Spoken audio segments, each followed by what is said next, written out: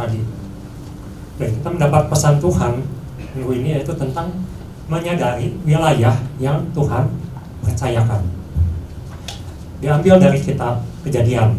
Tapi sebelum itu saya akan membawakan sedikit perenungan untuk menyadari bahwa sebenarnya Tuhan itu telah memberikan yang the best untuk hidup kita. Mengenai wilayah ini, saya bandingkan dengan apa yang Tuhan ciptakan waktu itu untuk Adam, untuk manusia, yaitu Taman Eden. Nah, sebelum masuk situ saya ingat ada suatu buku yang saya terkenal. Waktu itu judulnya Megatrend tahun 2000, pengarangnya John Naisbitt. Dia bukan ramal, tapi dia menyampaikan suatu tinjauan apa yang mungkin akan terjadi dan kemungkinan bisa terjadi di tahun 2000. Dan dia beri judul buku itu adalah Megatrend 2000. Itu adalah hasil penelitian. Dan itu sudah berlalu dan kita saksikan memang banyak benar apa yang dia prediksikan itu terjadi. Nah, baru-baru ini mengenai dunia teknologi, sains, ada seorang juga yang menuliskan mirip bukunya seperti semacam Megatrend. Dia berjudul bukunya itu adalah Future of Humanity. Pengarangnya adalah Michio Kaku, orang Jepang. Dia seorang saintis. Sangat menarik karena dia menuliskan tentang apa yang akan terjadi di masa depan berhubungan dengan teknologi dan sains. Dan dia landasi dengan ilmu pengetahuan, bukan ramalan. Nah, dia tulisan begini, bahwa manusia sekarang ini sedang mencari tempat tinggal baru. Kita saksikan sekarang orang berlomba-lomba karena risau untuk menemukan tempat tinggal baru. Mengapa? Karena katanya bumi ini akan hancur, bumi ini akan rusak. Jadi mereka mencari sesuatu planet yang bisa mereka tinggali. Berlomba-lomba lah, termasuk orang-orang terkaya di dunia sekarang ini sedang semua menuju ke sana. Termasuk ciptakan roket-roket yang canggih untuk bisa mencapai planet-planet yang baru. Kalau kita saksikan atau kita pelajari bahwa planet kita ini termasuk planet kesekian atau ketiga atau keempat ya bumi itu. Di situ ada Merkurius, ada Venus, bumi, ada Mars. Nah, lalu orang mulai berpikir, planet apa yang bisa kita tinggali?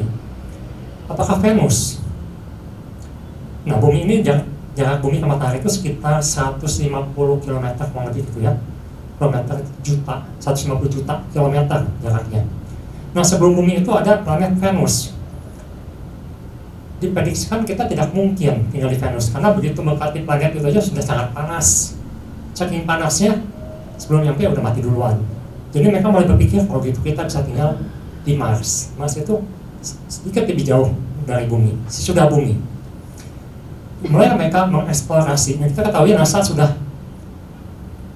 menerjunkan robot-robot di sana untuk menyelidiki keadaan di Mars. Dan mereka sudah mulai mengetahui keadaan di Mars. Nah, di sini yang luar biasa, di buku ini dijelaskan bahwa betapa hebatnya Tuhan menciptakan bumi sebagai tempat tinggal manusia. Ketika dibandingkan dengan Mars, ternyata Mars itu ada satu planet beku. Apa di sana ada air? Ada, tapi bentuknya es. Lalu mereka berpikir, kalau gitu bagaimana supaya air ini bisa diminum, bisa menjadi oksigen? Lalu ada yang berpendapat, oh, dibom nuklir aja, supaya cair, nanti airnya bisa dihasilkan jadi oksigen, hidrogen, menjadi bahan bakar, dan menjadi air untuk diminum. Lalu mereka melihat lagi, wah ternyata di Mars ini tidak ada pelindung. Tidak seperti di bumi. Di bumi, kita dilindungi oleh atmosfer, sehingga jika ada benda-benda asing masuk, mereka akan hancur duluan. Tapi di Mars tidak ada atmosfer, sehingga benda-benda itu akan langsung menabrak. Dan juga tidak ada pelindung dari sinar kosmik, sinar matahari. Sehingga kalau kita tinggal di sana dan itu sinar kosmik itu begitu menyampai atau begitu keras, maka manusia akan gosong. Jadi kita bisa lihat di sini ya. Ini satu yang luar biasa. Mengapa Tuhan itu ciptakan bumi ini begitu luar biasa? Kejadian Tuhan katakan jadilah terang, dan Tuhan lihat ini luar biasa. Semua Tuhan katakan ini baik, ini baik, ini baik, ini baik. Dan terakhir Tuhan katakan sangat baik. Mengapa Tuhan katakan sangat baik? Apakah itu untuk Tuhan? Ternyata tidak. Saya pelajari ternyata semuanya adalah untuk manusia. Tuhan ciptakan bumi begitu baik untuk manusia. Bahkan Tuhan ciptakan bulan untuk bumi, bukan untuk manusia. Di situ bulan itu menjaga untuk adanya gravitasi, untuk adanya elektromagnet, untuk menghindarkan benda-benda asing, komet misalnya, masuk ke dalam bumi. Tuhan ciptakan semuanya baik untuk manusia. Dan puncaknya Tuhan ciptakan Eden. Eden ini adalah semacam kebun yang besar atau suatu wilayah yang Tuhan ciptakan begitu indah, begitu luar biasa. Untuk siapa? Untuk Adam. Bukan untuk Tuhan, untuk Adam. Jadi Eden ini adalah sesuatu yang luar biasa, di mana Tuhan berikan semuanya. Ada emas, ada air, ada kehidupan untuk manusia. Nah, di situ saya melihat luar biasa. Tuhan kita ciptakan semuanya untuk kita, untuk manusia. Nah, menyadari bahwa sebenarnya ketika tadi berbicara tentang posisi planet, Tuhan sudah desain demikian rupa sehingga bumi ini layak ditinggali. Sudah yang the best Tuhan ciptakan. Tidak terlalu dekat, tidak terlalu jauh. Ada wilayah-wilayah yang Tuhan tentukan, ada batas-batas yang Tuhan tentukan sehingga bumi ini ada di posisi yang paling baik untuk manusia hidup. Nah, kemarin kita sudah banyak belajar juga di Bapak Gembala. Sayangnya semuanya ini dirusak. Ketika manusia jatuh dalam dosa, mulailah sesuatu itu berubah. Manusia diusir dari Eden yang indah itu, yang sempurna itu, dan mulailah manusia hidup dalam kutuk. Tetapi luar biasa ketika Yesus memulihkan kehidupan manusia, walaupun bumi ini masih bumi yang lama, tetapi kita diberi hati yang baru dan roh yang baru. Nah, inilah yang menjadi pesan yang akan saya sampaikan pagi hari ini, berhubungan dengan hati yang baru dan roh yang baru, di mana kita kemarin dikatakan bahwa kita sudah dipulihkan. Apa yang dipulihkan? Otoritasnya, potensinya, hubungan dengan Tuhan sudah dipulihkan. Dan menyangkut juga ada rencana Tuhan yang dipulihkan untuk kehidupan anak-anaknya. Nah, itu akan kita sama-sama renungkan. Saya ambil dari Kejadian 2 pasal 2 ayat 19 sampai 20. Saya akan banyak berbicara tentang potensi yang sudah Tuhan pulihkan. Saya beri judul yang pertama ini adalah kita harus menyadari bahwa di dalam Tuhan kita harus menggali dan mengembangkan kembali potensi kita. Ketika Adam jatuh dalam dosa, semua potensi yang sempurna itu rusak. Tapi Yesus memulihkan. Kita sudah ada di dalam pemulihan itu. Kita sudah menjadi manusia baru. Tuhan sudah pulihkan sempurna manusia rohani kita. Kejadian 2 pasal 19 sampai 20. Lalu Tuhan Allah membentuk dari tanah segala binatang hutan dan segala burung di udara. Dibawanya lah semuanya itu kepada manusia untuk melihat bagaimana ia menamainya. Dan seperti nama yang diberikan manusia itu kepada tiap-tiap makhluk hidup, demikianlah nanti nama makhluk itu.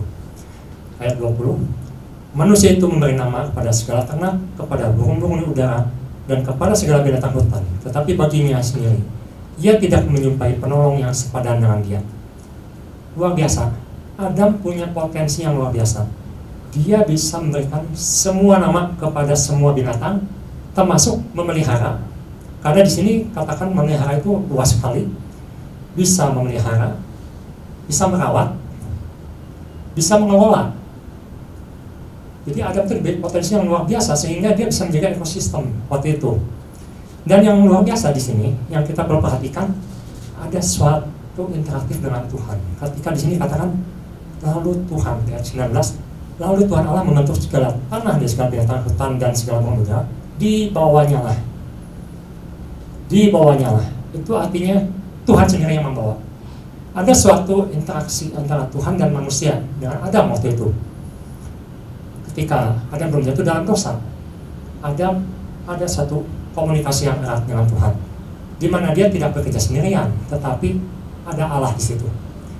Jadi saya melihat bahwa Eden itu sebetulnya apa? Apa yang disebut Taman Eden itu? Taman Eden itu adalah seperti surga. Apa surga itu? Surga itu tempat Allah bersemayam. Jadi Eden itu adalah tempat di mana ada Allah. Jadi bukan hanya sebagai tempat, bukan hanya sebagai wilayah, tetapi yang penting di sini ada Allah di situ. Dan ketika Adam bekerja, ketika alam mengelola, ketika Adam memelihara, di situ ada Allah. Ini yang luar biasa. Nah, pelajaran apa yang bisa kita tarik dari sini? Kita bisa lihat di sini bahwa Adam diberi potensi yang luar biasa, tetapi ada batasan-batasan. Ada wilayah-wilayah di mana ada wilayah manusia, ada wilayah Tuhan. Jadi di sini ada dua faktor yang saya renungkan, yang saya dapatkan. Faktor yang pertama, bahwa manusia itu bukan Tuhan. Manusia itu diciptakan Tuhan, tetapi manusia ada kerjasama dengan Tuhan. Kejadian 1 pasal 27 dikatakan, maka Allah menciptakan manusia itu menurut gambarnya. Jadi kita itu ciptaan, bukan Tuhan. Zaman dahulu di Tiongkok ada satu raja yang sangat terkenal, namanya Raja Qin Shi Huang. Dia mencari semua obat yang bisa membuat manusia hidup abadi. Jadi manusia itu ketika dia jatuh dalam dosa, dia tahu ada kekekalan dalam hidupnya. Dia cari hal itu, dia ingin hidup abadi. Tapi kita tahu manusia itu bukan Tuhan, manusia itu ciptaan, manusia akan mati. Jadi manusia bukan Tuhan, manusia itu ciptaan. Ini perlu kita sadari, kita bukan Tuhan. Dan kita tahu bahwa manusia itu membutuhkan Tuhan. Di sini ada membutuhkan Tuhan. Bahkan ketika Tuhan tahu ada kekosongan dalam diri Adam, dia menciptakan Hawa. Manusia membutuhkan manusia lainnya. Ada interaktif. Jadi kita ini butuh Tuhan, kita ini butuh manusia lain. Itulah manusia. Karena itu di faktor yang pertama ini, ketika kita sadar bahwa kita ini ada manusia yang diciptakan, kita ini ada manusia yang membutuhkan orang lain, maka kita tidak bisa yang namanya playing God, atau kita seolah-olah kita menjadi Tuhan. Dalam kehidupan kita, dalam kehidupan keluarga, seringkali kita atau saya bertindak seolah-olah saya playing God, di mana saya yang ingin menguasai semuanya, saya ingin mengendalikan semuanya, termasuk mengendalikan keluarga, istri, anak. Tapi Tuhan ingatkan kembali di sini, manusia itu bukan Tuhan. Ada wilayah-wilayah yang kita harus sadari. Ketika Hawa diciptakan, maka bahasa Inggris disebutnya Eve, ya. Maka Eve itu bukan Steve. Eve atau perempuan tidak bisa mengambil otoritas laki-laki. Perempuan harus melakukan tugasnya atau perannya sebagai penolong, bukan pengendali atau sebagai pemimpin. Jadi peran ini harus kita balikan kembali, bahwa Tuhan ciptakan laki-laki sebagai pemimpin, wanita penolong, anak pun sebenarnya bukan hak kita sepenuhnya atau hak kita mengendalikan 100% kehidupannya. Anak adalah titipan Tuhan, dan kita harus tahu bahwa ketika kita playing God, maka semuanya akan rusak, semuanya akan berubah, karena itu bukan rencana Allah semula. Faktor yang kedua yang saya dapatkan di bahan pertama ini, ternyata manusia itu bisa mencapai potensi yang maksimal ketika dia ada dalam wilayah Eden. Eden itu berbicara tentang adanya Allah, hadirat Allah. Eden berbicara tentang koridor-koridor, hukum-hukum Allah. Karena di situ ada peraturan yang disampaikan. Tuhan berikan semuanya, tapi ada peraturan. Ada peraturan, ada pohon yang tidak boleh makan buahnya. Dan manusia ketika keluar dari Eden, maka dia sudah keluar dari anugerah Allah. Kejadian 3 pasal 8 katakan, ketika mereka mendengar bunyi langkah Tuhan Allah yang berjalan-jalan dalam taman itu pada waktu sejuk, bersembunyilah manusia dan istri itu terhadap Tuhan Allah di antara pohon-pohonan dalam taman. Ketika manusia jatuh dalam dosa, ketika manusia diusir dari Eden, maka mereka keluar dari anugerah Allah. Kita sudah hidup keluar dari anugerah Allah. Kita tidak punya hubungan lagi dengan Allah. Tapi puji Tuhan, kita sudah dipulihkan. Oleh karena itu ketika kita sudah dipulihkan, maka kita harus sadar kita itu punya potensi yang Tuhan sudah sempurnakan kembali. Dimana kita punya hubungan kembali dengan Tuhan. Kita sudah punya Eden kembali. Ketika orang keluar dari anugerah Tuhan, maka hidupnya akan sangat sesak, menyedihkan. Kejadian 2 ayat 5. Kejadian 2 ayat 5 dikatakan ketika manusia keluar dari Taman Eden, diusir di Taman Eden, situ katakan di pasal Kejadian 2 ayat 5, belum ada semak apapun di bumi. Jadi belum ada semak. Semak itu tumbuhan liar. Jadi ketika manusia masih hidup di Eden, tidak ada semak, tidak ada sesuatu yang menghimpit kehidupannya. Tetapi ketika manusia keluar dari Eden, keluar di anugerah Allah, maka kehidupannya penuh dengan semak. Banyak hal-hal yang menghimpit kehidupan kita. Itu jadi kita hidup dalam susah payah, sakitan, itu yang terjadi. Jadi yang pertama, ketika kita harus sadar kembali bahwa kita sudah dikembalikan otoritasnya untuk menggali dan mengembalikan potensi apa yang Tuhan sudah berikan. Kita harus mengingat bahwa kita bukan Tuhan. Itu posisi yang pertama, baik dalam hubungan sama manusia maupun hubungan dengan Tuhan. Karena banyak sekali orang yang sekarang khususnya, terutama dengan gerakan-gerakan yang humanisme, itu memberikan satu ide bahwa manusia itu bisa jadi Tuhan. Ide utamanya itu, ketika alam semesta bisa bersatu dengan manusia, maka manusia bisa melakukan apapun juga, termasuk dalam kekristenan. Konsep ini ditanamkan. Nah, ini sesuatu yang berbahaya. Kita harus sadar bahwa kita bukan Tuhan. Kita ini ciptaan. Kita tidak akan pernah jadi Tuhan. Nah, itu hal pertama. Jadi kita harus kembali menggali dan mengembangkan kembali potensi kita. Yang kedua, yang saya dapatkan, bahwa kita harus sadar bahwa potensi yang kita lakukan ini harus dalam koridor takut akan Tuhan. Kejadian 4 pasal 23 sampai 24. Kejadian 4 pasal 4 ayat 23 dan 24 saya akan bacakan. Berkatalah Lamek kepada kedua istrinya itu, Ada dan Sila, dengarkanlah suara, wahai istri-istri Lamek, pasanglah telingamu kepada perkataanku ini. Aku telah membunuh seorang laki-laki karena ia melukai aku, membunuh seorang muda karena ia memukul aku sampai bengkak. Ayat 24. Sebab jika Kain harus dibalaskan 7 kali lipat, maka Lamek 77 kali lipat. Ketika seseorang mengembangkan potensinya di luar koridor takut akan Tuhan, maka manusia cenderung untuk berbuat jahat, termasuk kita. Kalau kita melakukan atau mengembangkan potensi apa yang kita anggap baik, hebat, tetapi di luar Tuhan, maka kecenderungannya adalah berbuat jahat. Kita tahu bahwa potensi itu bukan eksploitasi, itu beda.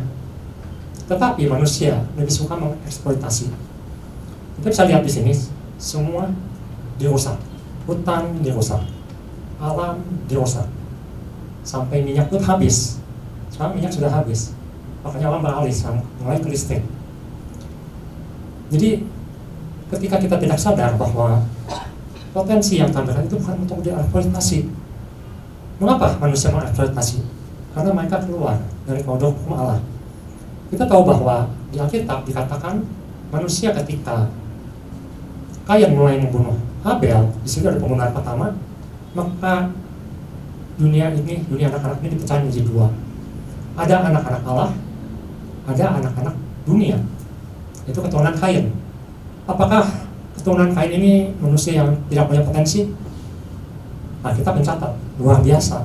Keturunan Kain ini catat ada yang jadi ahli musik, ada yang jadi ahli logam, jadi ahli-ahli semua, orang-orang hebat. Tetapi lihat karakternya, kita bisa lihat dari Lamek. Karena orang memukul dia bunuh. Sampai dia bunuh, dan dia bilang harus 77 kali dibandingkan dengan Kain. Suatu degradasi moral, suatu yang makin menjauh dari Tuhan. Tetapi anak-anak Allah, kita lihat bahwa ada Henok, hidup bergaul dengan Allah, meskipun sudah keluar dari Eden, tapi dia masih melakukan hubungan dengan Allah. Ada Nuh, masih melakukan kontak dengan Tuhan, masih berhubungan erat dengan Tuhan. Anak-anak Allah adalah anak-anak yang menjalin hubungan, komunikasi dengan Tuhan. Masih ada doa yang disampaikan. Mengapa ini sangat penting? Saya renungkan karena begini, khususnya anak-anak muda, ketika Tuhan berikan potensi yang luar biasa, ketika dia keluar dari koridor takut Allah, ketika dia keluar dari Eden, di mana tidak ada Allah di situ, maka sesuatu yang jahat akan lebih sering dilakukan, termasuk eksploitasi, termasuk sekarang misalnya orang sudah mulai mengembangkan cloning, dan mereka sedang menciptakan, puncaknya adalah mengkloning manusia. Jadi sebagai contoh. Tetapi di mana sisi tanggung jawab moralnya? Ini memang persoalan etika. Tetapi apakah manusia bisa menciptakan manusia? Apakah manusia bisa menciptakan roh? Apa yang terjadi ketika manusia menciptakan manusia? Apakah ini pernah dipikirkan oleh orang-orang yang hebat? Mungkin suatu hari di sini ada anak-anak Tuhan yang menjadi hebat, menjadi luar biasa. Tetapi ketika potensi itu keluar dari koridor hukum Allah, maka akan terjadi seperti Lamek. Kecenderungannya adalah berbuat jahat. Dan itu jangan sampai terjadi. Kita harus ingat bahwa kita, Tuhan tempatkan di Eden, di mana ada Allah di situ. Kita harus terus berhubungan dengan Allah, seperti Adam berhubungan dengan Allah. Disitulah Tuhan akan selalu menjaga kita supaya tidak keluar dari hukum-hukumnya. Karena itu saya mengingat ada satu orang yang luar biasa, yang namanya Rasul Paulus. Dikatakan di situ, sebelum dia jadi Paulus, namanya adalah Saulus. Dia adalah orang yang punya potensi yang sangat luar biasa. Sejak kecil, dia sudah belajar hukum Taurat. Dia katakan dia adalah Yahudi sejati. Dia disunat pada hari ke-8, dia ahli Taurat, dia orang Farisi, jadi lebih dari orang ahli Taurat. Bukan cuma tahu Taurat, tapi dia melakukan hukum Taurat, termasuk puasa dan macam lainnya. Dan dia punya guru yang sangat hebat, namanya Gamaliel, sempurna. Secara manusia dia adalah orang hebat, punya potensi yang luar biasa. Tetapi apa yang dilakukan dia? Ketika dia hanya tahu hukum, tetapi dia tidak menghidupi, tidak ada hubungan dengan Tuhan, dia keluar dan kecenderungannya berbuat jahat. Dia mengejar-ngejar anak Tuhan, dia bunuh anak-anak Tuhan. Tetapi ketika dia menyadari bahwa dia sebenarnya sedang membunuh anak Tuhan itu sama dengan menganiaya Tuhan, dia bertobat dan berubah 180 derajat. Kita lihat di 1 Korintus 9 ayat 19, ada suatu perubahan hidup yang luar biasa. Ketika Paulus mengerti bahwa potensinya itu bukan untuk dirinya sendiri, tetapi adalah untuk Tuhan. 1 Korintus 9 ayat 19 dikatakan di situ, sesungguh pun aku bebas terhadap semua orang. Aku menjadikan diriku hamba bagi semua orang. Supaya apa? Supaya aku boleh memenangkan sebanyak mungkin orang. Motifnya berubah dari membunuh orang menjadi memenangkan orang demi Kristus. Itu yang disebut dengan potensi yang ditaklukkan dalam hukum Allah. Ketika seorang punya potensi, tetapi dia menundukkan diri atas hukum Tuhan. Dia punya hubungan dengan Tuhan, sehingga dia lakukan semuanya ini untuk apa? Untuk kemuliaan Tuhan. Saya pikir ini sangat penting dalam kehidupan kita ketika kita bekerja, berkarya. Untuk siapa? Adakah kemuliaan Tuhan di situ? Atau kita hanya untuk menunjukkan potensi kita, kehebatan kita, bahkan semua dilanggar kalau perlu. Ini satu perenungan yang sangat penting. Di 1 Korintus 9 ayat 23 juga di situ katakan, kita akan bacakan 1 Korintus 9 ayat 23. Segala sesuatu ini aku lakukan karena Injil, supaya aku mendapat bagian dalamnya. Jadi ketika Paulus mengerti bahwa sebenarnya inilah panggilan hidup dia, dan di dalam koridor ini, dalam wilayah ini dia harus lakukan, bukan di luar Eden, di dalam Eden, di mana dia punya hubungan dengan Tuhan, maka dia katakan, aku ini lakukan semuanya demi Injil. Dan yang luar biasanya lagi dia katakan ayat 24 dan ayat selanjutnya, nanti Bapak bisa baca selanjutnya. Di situ dia bandingkan kehidupan dia itu seperti seorang atlet yang bukan cuma berlatih, tetapi dia sungguh-sungguh yang memenangkan pertandingan demi Kristus, seperti seorang petinju. Bukannya sembarang bertinju, tetapi dia menjadi petinju yang terbaik demi Kristus. Jadi ini hanya lakukan Paulus, dan ini boleh menjadi teladan untuk kehidupan kita, di mana kita memakai semua potensi apa yang Tuhan sudah berikan. Terlebih ketika seorang dipulihkan hubungannya dengan Tuhan, seharusnya ia pakai untuk kemuliaan Tuhan, apapun, profesi apapun. Dan ayat yang terakhir ingin kita bacakan bersama, kita akan baca di Matius pasal 25 ayat 21. Sebenarnya inilah tujuan kita mengerti bahwa Tuhan berikan potensi untuk kita, untuk semua, adalah hal ini. Maka kata Tuhan itu kepadanya, baik sekali perbuatanmu itu, hai hambaku yang baik dan setia. Engkau telah setia dalam perkara kecil, aku akan berikan kepadamu tanggung jawab dalam perkara yang besar. Masuklah dan turutlah dalam kebahagiaan Tuhanmu. Inilah yang kita harapkan ketika kita bertemu dengan Yesus.